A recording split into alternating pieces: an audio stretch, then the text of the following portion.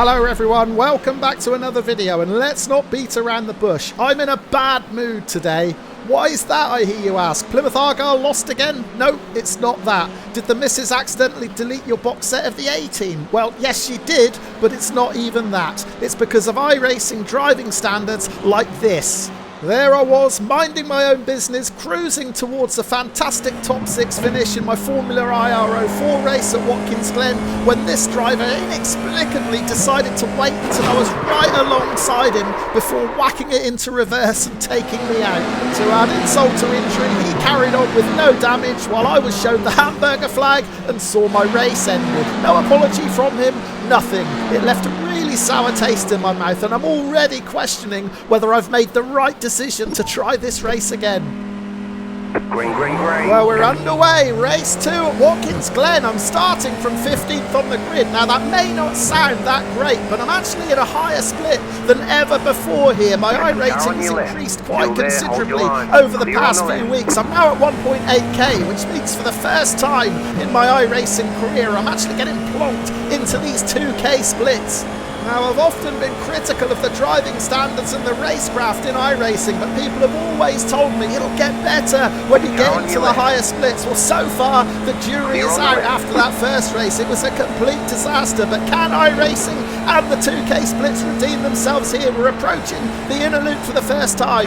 We've got a car challenging from behind. Oh no, he's tagged my rear and it spins me around into the grass. I don't believe it. Well, my first race ended badly. This one has started equally badly. Let's go back and check out the replay to see what happened, and keep your eye out for the retro Williams livery. That's Stephen Kearns challenging me from behind, and look, he just tangles with my rear left tyre, and that sends me into an unsavable spin.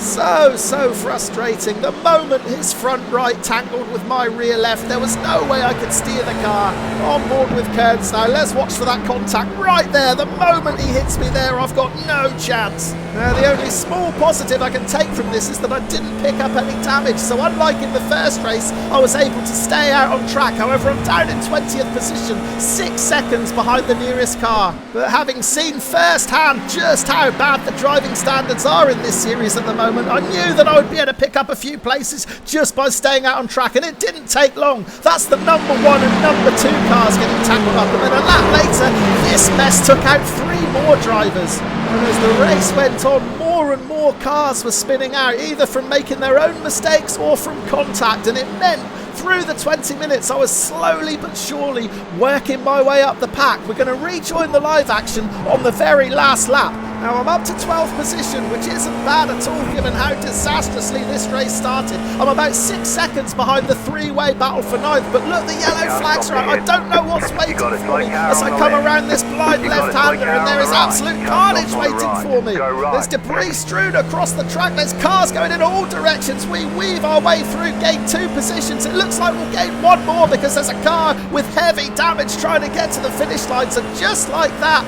we've gone from 12th to 9th. And if you cast your mind back to lap 1, we were down in 20th, so that's 11 places gained, 11 freebies. That is not a ringing endorsement of the driving standards in this split. Let's check out the replay to see what happened in this battle for 9th position. And it's actually the driver in 8th, Alistair Mann, who loses it coming out of that corner, but then he's going to try and rejoin, pulls across track, and unbelievably he's going to take out the drivers in 9th and 10th. Shobik Chatterjee in the blue car, he was in 11th. He was just far enough back to be able to react and weave his way through. So Chatterjee found himself promoted up to 8th position. I found myself promoted up to 9th. Green, green, green. Well, I'm determined to try and get a good race out of this combo if it kills me. I'm back for a 3rd attempt. Once again starting P15 on the grid. Now, Patrick Hawkey in front of me got a terrible start, so I had to move out to the middle, which means I'm 3 wide into turn 1, not where I wanted to be at all. Thankfully, we get through safely. I was really careful there, knowing I had cars both to the left and to the right of me. But after 2 really rough races, I'm finding it difficult to trust any car around me. But for now, I'm concentrating on the car right in front. That's Marcel Fischer. And as we come down the back straight, he disappears. So has Fischer disconnected? He has gone. So that gives me a little bit more room coming into the inner loop. Oh no, it doesn't, because he reappears right in front of me.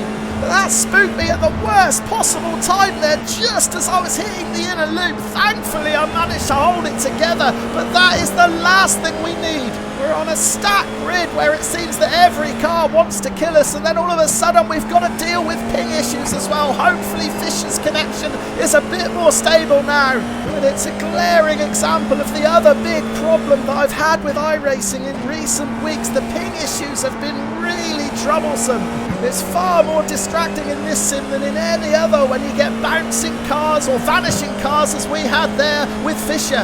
However, it seems to have stabilised for now, so we'll keep our fingers crossed that that doesn't change. Fisher taking a defensive line into this right-hander. There's no way through for us, but we're putting him under all sorts of pressure now. We're not going to be able to get around the outside, so we're going to have to tuck back in behind. Big incident ahead. We're going to have to be really careful here. I don't believe it. Another rejoiner right in front of me. We have to slam on the brakes, and that is going to cost us loads of positions. Look at all the cars tearing past me up the inside. I lost count of how many went past. It had to be 4 or 5. It's going to be another one as well. Alex Robinson on the outside of us. Well, we just can't catch a break in this series. Talk about being in the wrong place at the wrong time. Now watch the number 19, Ricardo Agado. To be fair to him, he's only avoided the wreck in front of him, but he gets out to the grass, then he comes right back on, and boy, do I slam on the brakes hard to avoid rear-ending it there. Nothing I can do about that. I really was in the wrong place at the wrong time once again. So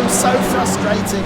Well, as a result of that, I've dropped all the way down to 18th place. We're returning to the live action at the start of lap 2. Now, Rob Pearson's in front of me, one of my SCB mates, so he's about the only driver on this track I think I can trust at the moment. Behind, we've got Cody Gitson, who's looking like he's sizing up for a move up the inside into the inner loop. I hope he doesn't take it. I'm going to leave him as much space as I possibly can. We do manage to hold on to the position.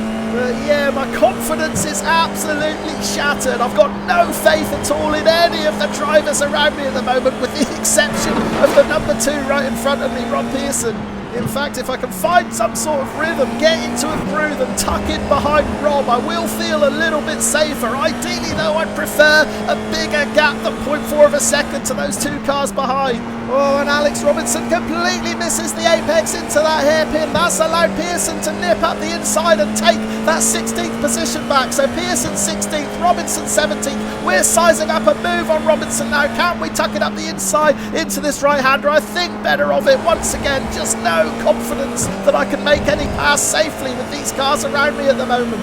Into this left-hander. You got a slow car on the left. Oh no, I'm going to get flashbacks of race 1. Let's hope we can get by safely. Stay where you are. Thankfully he has done. That was Juan Manuel Perez. He was in 7th position, so he's dropped right down the order. That will promote us up to 17th position. We're still right on the tail of Alex Robinson, but look in the rearview mirror. Thankfully, a gap has opened up. It's now 0.7 of a second back to Cody Gitson. I'll be happier still when it gets to 1 second, but for now that is a little bit of breathing room, and I can concentrate on chasing this pack of 4 cars in front. We're a little bit wide out of T1 there. We pick up our first off track of the race, but I'll take that 1x if it means we can maintain our gap over Gitson behind and close in on Robinson, which we certainly are doing. We've got much more pace coming up through the S's. We're going to pick up a bit of a toe as well. I switch to the inside. I'm going to try and make a move. Oh, this is going to be brave if we make this one stick into the inner loop. I've got my nose in front, so the pass is ours. I do leave a bit of a space in case he challenge. Oh, and another rejoin! Oh no, I thought I just pulled off the most miraculous escape ever, and we take a huge hit from behind as we get back onto the track. Oh, I hope we've not picked up damage. We have done. We've been called to the pits. What on earth was that red car playing at, rejoining right in the middle of the inner loop? An absolutely insane move. We'll check out the replay. Before we see that one, we can see this spin for the number 15, Juan Manuel Perez, sliding into the barrier. Now, I had flashbacks of race 1 here. I was worried he was going to rejoin. He did think about it. Thankfully, he thought better of it. But yeah, I really am fuming at this inner loop incident. I've just pulled off a fantastic overtake on Robinson, only for this red car to rejoin right in front of me. Now, I reacted so well to avoid him there. I had to take to the grass, but unfortunately got tagged as I came back on. Let's ride on board with the driver, Jesus Lopez. He clips the curb on the inside, which is what causes him to spin, so he's lost it at this point. But look at this. He rejoins right onto the racing line, knowing that there are 5 or 6 cars coming at full speed. Absolutely crazy. Honestly, the rejoins that we've seen today are some of the worst, most disgraceful examples of racecraft I think I've ever seen in iRacing. I mean, seriously, there is just no common courtesy or any type of consideration for your fellow drivers. This is really appalling and it needs to stop. You know, we're not in rookies anymore. All of these drivers are 1.8, 1.9, 2K rated. They should know better. But let's ride on board with me one more time and we can see just how close I came to pulling off a miraculous avoidance. Oh, and then we just get tagged as we come back on track. So another race ruin. Really not impressed with the driving standards on display here. When we came out of the pits, we were in 21st. However, we're going to take the checkered flag in 14th. That's because there were so many other crazy accidents. Let's take a look.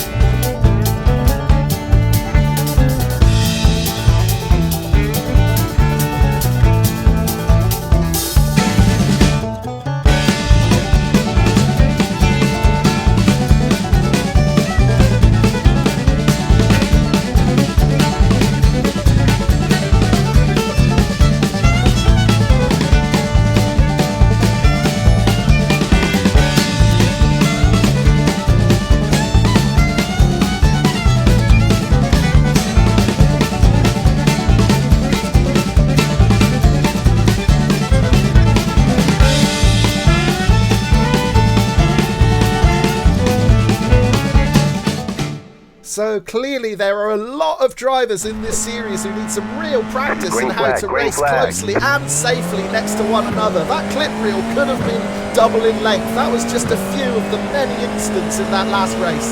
But I'm determined to get a clean run, so I'm back for one final try, starting from P17 this time. It is another high split race. Oh, we're 3 wide again through T1 there, but my confidence is so shot. I just backed right out of that. We're 3 wide again now, so I've got no choice but to hug this curb. And we're being pushed out onto the grass, into the barrier, are we? I lift, I have to back right out again. But yeah, we were getting squeezed out there. I stayed over as far to the right as I could, but it clearly wasn't far enough for the 2 drivers on the inside of me, so we backed right out and we're actually down to last position now. And you know what, I think I'm done with this series. I have had enough, and as I say that, there's another rejoiner in the inner loop. Somehow we managed to avoid it once again. Quick reactions to survive there. But this is getting beyond a joke now. 4 races in and they've all been a complete shambles. Let's check out the replay. I was 3 wide going into T1, so I backed right out of that. My confidence is shot. And I'm going to be 3 wide again going up through the S's. Now watch me try and hug as tight to the curb as I can. I can't go any tighter, but the car to the left of me, Raul Garcia, nudges my wheels and pushes me further over to the right. I have to lift, and that costs me all my speed. I lose every position and go right to the back of the pack.